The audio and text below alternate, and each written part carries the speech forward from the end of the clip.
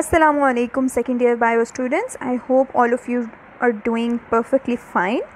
Welcome to lecture number 10 of chapter 15, and today we'll be talking about first of all heat exchange by animals, and then we'll look at thermoregulation in mammals.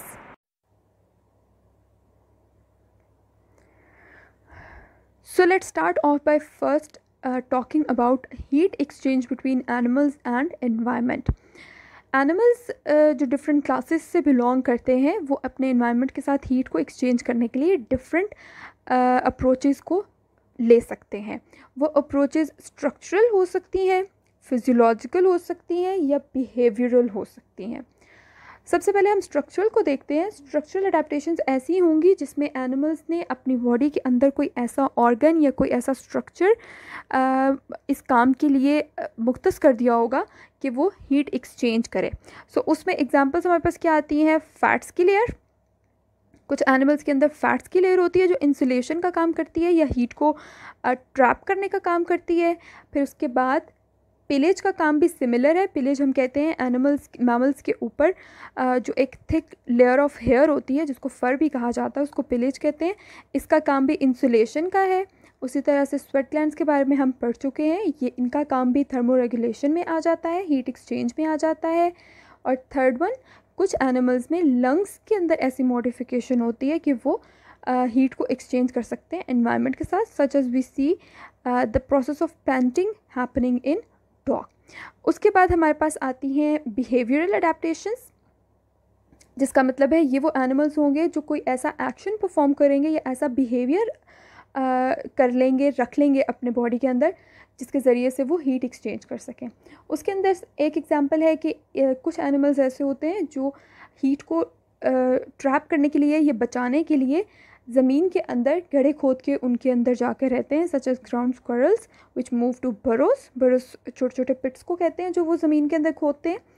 उसी तरह से कुछ lizards जिनको heat को absorb करना होता है, they lay in sun. And also some animals adjust their postures according to their requirement of heat. So अगर उनको हीट की रिक्वायरमेंट ज़्यादा है तो अपनी स्किन को एक्सपोज कर देंगे ज़्यादा से ज़्यादा सन में, और अगर उनको हीट को बचाना होगा तो वो अपनी स्किन को अवॉइड करेंगे सन से. थर्ड जो कैटेगरी हमने अभी ऊपर पढ़ी वो है फिजियोलॉजिकल. ये वो कैटेगरी होगी जिसमें एनिमल्स ने अपनी बॉडी के अंदर होने वाले किसी प्रोसेस या मैकेनिज़्म में कुछ चेंजेस ले आने हैं. सो इसमें अगर हम एग्जांपल देख लें तो एक एग्जांपल हमारे पास है ब्लड वेसल्स की. Changes in blood vessels. Blood vessels जो है वो दो तरह की फॉर्म्स ले सकते हैं, उनमें दो तरह के चेंजेस आ सकते हैं. दे कैन कंस्ट्रिक्ट और दे कैन डायलेट, यानी कि वो सिकुड़ सकती हैं या वो अपना सरफेस एरिया बढ़ा सकती हैं. और इन प्रोसेसेस को हम कहते हैं वेजो कंस्ट्रिक्शन और वेजो डायलेशन. सो इनमें होता क्या है, ब्लड वेसल्स जब कंस्ट्रिक्ट होती हैं यानी कि ऐसे, तो उनके अंदर जो मूव करने वाला ब्लड होता है उसको सरफेस एरिया कम मिलता है, कम ब्लड मूव कर पाता है उनके अंदर से, और उसके रिज़ल्ट में उनकी मूवमेंट से जो हीट प्रोड्यूस होनी होती है वो कम से कम होती है और हीट कम लूज़ करते हैं animals. On the other hand when the process of vasodilation occurs और ब्लड वेसल्स का एरिया बढ़ जाता है तो उसके अंदर से ज़्यादा अमाउंट ऑफ ब्लड मूव करता है, और ये ज़्यादा ब्लड की मूवमेंट जो है वो हीट को प्रोड्यूस करती है और हीट जो है वो बॉडी से बाहर निकल जाती है. So this is how animals perform the function of heat exchange physiologically. So moving on, we'll be talking about thermoregulation in mammals and specifically humans.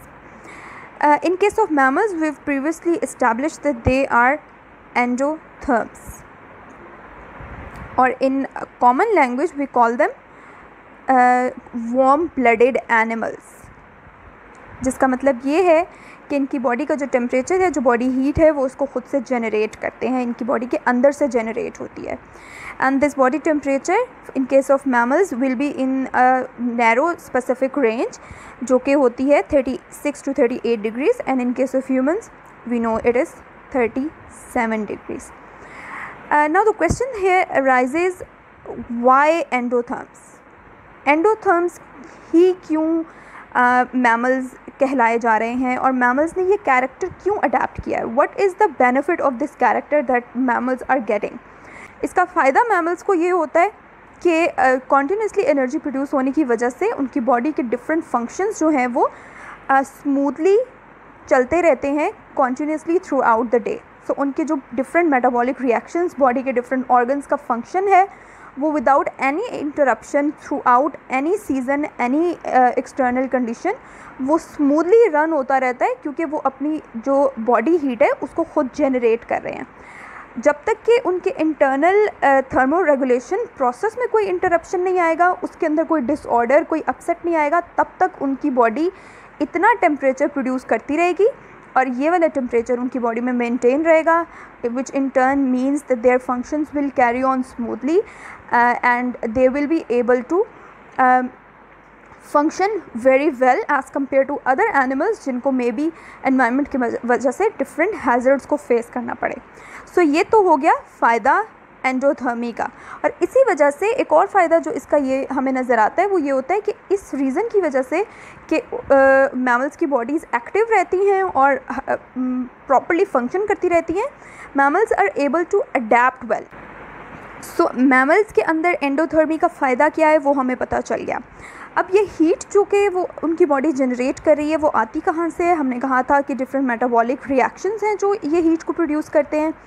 ये मेटाबॉलिक रिएक्शंस कहाँ पर होते हैं और किस फॉर्म में होते हैं, उसकी एक एग्जांपल है हमारे पास कि हमारे मसल्स जब काम करते हैं, हमें पता है हमारे मसल्स के अंदर एनर्जी स्टोर्ड होती है, एनर्जी प्रोडक्ट स्टोर होते हैं. जब भी हमारे मसल्स काम करते हैं तो वो एनर्जी रिलीज़ हो जाती है. So whenever the body needs energy और needs heat to maintain the body temperature, वो उन मसल्स की एक्टिविटी को इंक्रीज़ कर देगी. So let's say in case of humans temperature 37 degree से नीचे ड्रॉप कर गया है, तो इस केस में क्या होना चाहिए?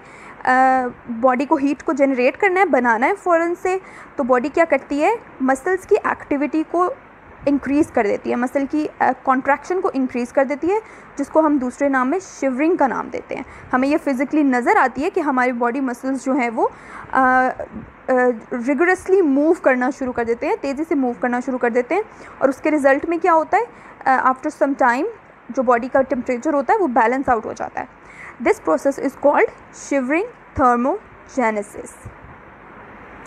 सो हीट प्रोडक्शन के जो डिफरेंट तरीके हैं उनमें पहला हमारे पास मैकेनिज़्म आ गया शिवरिंग थर्मोजेनेसिस. थर्मोजेनेसिस के नाम से पता चल रहा है it is the generation of heat through shivering. अब ये तो हो गया पहला तरीका. इसके अलावा और कौन से तरीके हैं जिसके ज़रिए से बॉडी हीट को प्रोड्यूस करती है? उसमें आ जाते हैं डिफरेंट हार्मोन्स. डिफरेंट हार्मोन्स वगैरह जो हैं वो भी ये वाला फंक्शन परफॉर्म कर सकते हैं हीट प्रोड्यूस करने का, जैसे कि थायराइड हार्मोन्स की यहाँ पर एग्जांपल है. और इन हार्मोन्स की वजह से जो हीट प्रोड्यूस होती है उसको हम नाम देते हैं नॉन शिवरिंग हीट प्रोडक्शन या non shivering thermogenesis. So heat production mammals में किन दो तरीक़ों से होती है? Shivering thermogenesis and non shivering thermogenesis. You must remember the difference between these two as this is a very important short question.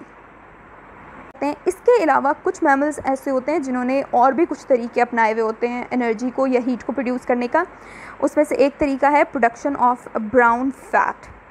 ये brown fat जो है ये स्पेसिफिक थिक लेयर होती है फैट्स की, जो कि मैमल्स अपनी बॉडी में या स्किन के नीचे उसकी एक लेयर बना देते हैं और उसका काम क्या होता है? उसने रैपिड हीट प्रोडक्शन करनी होती है. So the brown fat is a specific type of fat produced by mammals which carries out the function of rapid heat production. बहुत तेज़ी से हीट को प्रोड्यूस कर देती है. तो ये ऐसे मैमल्स के अंदर होगी जिनको ऐसा एटमॉस्फेयर फेस करना पड़ता है जहाँ पे टेम्परेचर्स बहुत जल्दी ड्रॉप करते हैं या बहुत ज़्यादा ड्रॉप करते हैं. और फिर इन अ केस कि जब ये रैपिड हीट प्रोडक्शन की बॉडी में हो जाती है, अगर ये हीट एक्सेस हो जाए उनकी बॉडी के लिए और उनको रिमूव करनी पड़े अपनी बॉडी से उसको, तो वो उसको रिमूव कर देते हैं through their body surface, through their blood movement. जैसे मैंने आपको पहले अभी बताया था कि ब्लड वेसल्स के अंदर ब्लड की जो मूवमेंट है that also functions as a source of heat exchange और हीट लॉस का एक फंक्शन परफॉर्म करती है वो, यानी कि कूलिंग का काम करती है वो। सो ब्लड फ्लो की वजह से भी कूलिंग हो सकती है और दूसरा जो फंक्शन वो परफॉर्म कर सकते हैं वो एवेपोरेटिव हो सकती है। So because of this reason कि जो मैमल्स में जो उनकी स्किन है वो एक बहुत बड़ा रोल प्ले कर रही है हीट के एक्सचेंज में, हीट के लॉस में, हीट के गेन में, इसी रीज़न की बिना पर हम मैमल्स की स्किन को नाम देते हैं that it's a organ of thermo regulation. जब हमने एक्सक्रीशन के बारे में पढ़ा था और हमने कहा था कि स्किन के ऊपर स्वेट प्रोड्यूस होता है, ये जो ऑयल्स प्रोड्यूस होते हैं वो स्किन के खुद के तौर पर नहीं बन रहे होते, यानी स्किन उसमें एक एक्सक्रीटरी ऑर्गन का काम नहीं कर रहा होता। इंस्टेड हमारी बॉडी के अंदर डिफरेंट ग्लैंड्स होते हैं जो ये वाली सिक्रीशंस करते हैं। But when it comes to thermoregulation तो जो हमारी स्किन है वो एक ऑर्गन के तौर पर काम कर रही है। अब अगर हम बात कर लें कि मैमल्स के अंदर थर्मो रेगुलेशन के लिए डिफरेंट अडेप्टेशंस कौन कौन सी हैं, यानी कि उनके एनवायरनमेंट में जब भी टेम्परेचर ज़्यादा या कम होगा तो वो कौन कौन से एक्शंस परफॉर्म करेंगे, उसके लिए पहले हम ये देखते हैं कि मैमल्स में हम कौन कौन सा एनवायरनमेंट हमें नज़र आता है। सो मैमल्स हमारे पास मेनली मरीन एनवायरनमेंट में होंगे या फिर दूसरा जो ग्रुप है वो टेरेस्ट्रियल मैमल्स का होगा। इन दोनों के केस में एनवायरनमेंट जो है वो कम्प्लीटली डिफरेंट हो गया, वाटर एंड एयर, और इन दोनों में फिर hot and cold temperatures face करने पड़ सकते हैं इन दोनों ग्रुप्स के मैमल्स को, और फिर उनके पास according to their environment different adaptations होंगी। सो पहले हम देख लेते हैं कि कोल्ड टेम्परेचर में इन दोनों ग्रुप्स के मैमल्स को क्या फेस करना पड़ता है और वो उससे कैसे कोप करते हैं।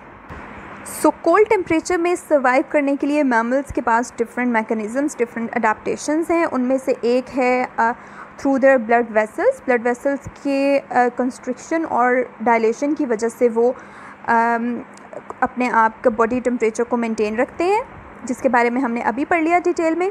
इसके अलावा जो अडेप्टेशंस हैं उसमें कुछ लैंड मैमल्स जो हैं दे रेज देयर फर्स। क्या होता है, उनकी जो बॉडी के ऊपर थिक हेयर की एक लेयर होती है वो उसको खड़ा कर देते हैं। सो व्हाट हैपन्स इज़, अगर ये बॉडी सरफेस है तो जो इसके बिल्कुल बाहर वाली एयर होती है वो स्टिल होती है, हम उसको स्टिल एयर कहते हैं। In case of cold weather जब ये एनिमल्स अपनी सरफेस के ऊपर प्रेजेंट हेयर को खड़ा कर देते हैं या रेस कर देते हैं तो वो जो एयर होती है वो इनके फर या इनके हेयर के अंदर ट्रैप हो जाती है, और इस एयर के ट्रैप होने की वजह से उनको क्या फ़ायदा मिलता है कि जो बाहर के एटमॉस्फेयर, बाहर की हवा में इस रीजन में कोल्ड है वो उनको इतना इफ़ेक्ट नहीं करता, क्योंकि ये एयर जो है वो इंसुलेशन का काम करती है अब उनकी बॉडी के टेम्परेचर के लिए। सो this is how they will insulate their body heat from the external cold temperature. इसके अलावा और कुछ जो इनके पास मैमल्स के पास अडेप्टेशंस हैं लैंड मैमल्स के पास, उसमें आ जाती हैं लेयर ऑफ फैट। सो पहले हमने पढ़ लिया इंसुलेटर के तौर पर क्या है उनके पास, फर।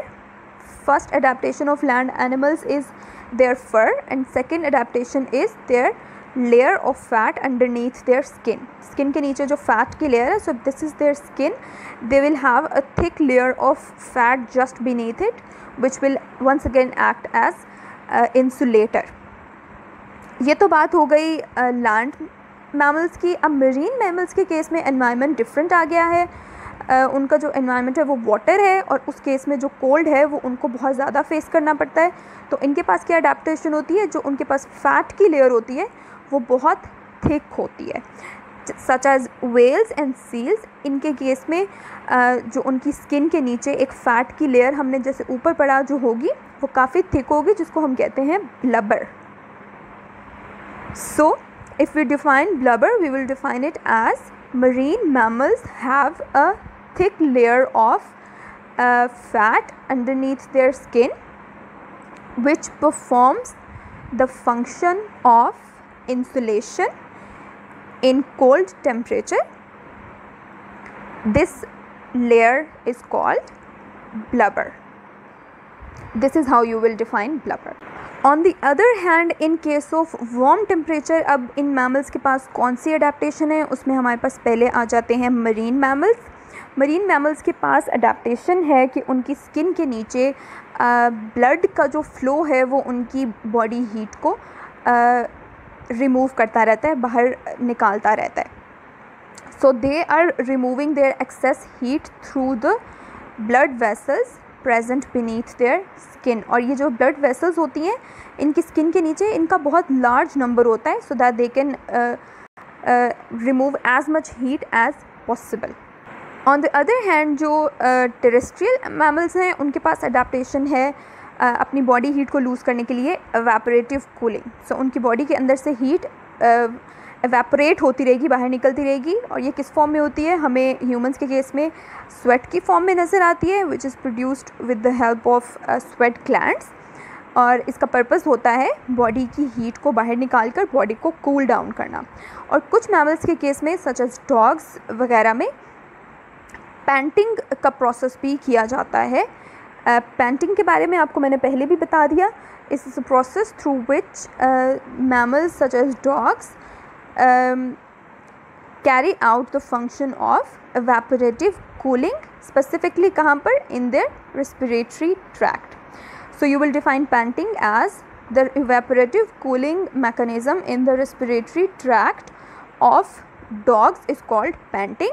और इसके अलावा एक और जो आपको केस नज़र आ रहा है वो है बैट्स का, जिस केस में वो अपने यूरिन और सलाइवा को भी थर्मो रेगुलेशन के लिए यूज़ कर सकते हैं, एवेपोरेटिव कूलिंग के लिए यूज़ कर सकते हैं। सो हमने अभी कहा कि एवेपोरेटिव कूलिंग का मतलब है वाटर जो है वो बॉडी से बाहर निकल रहा होगा और वो अपने साथ हीट को ट्रैप करके ले जाता है।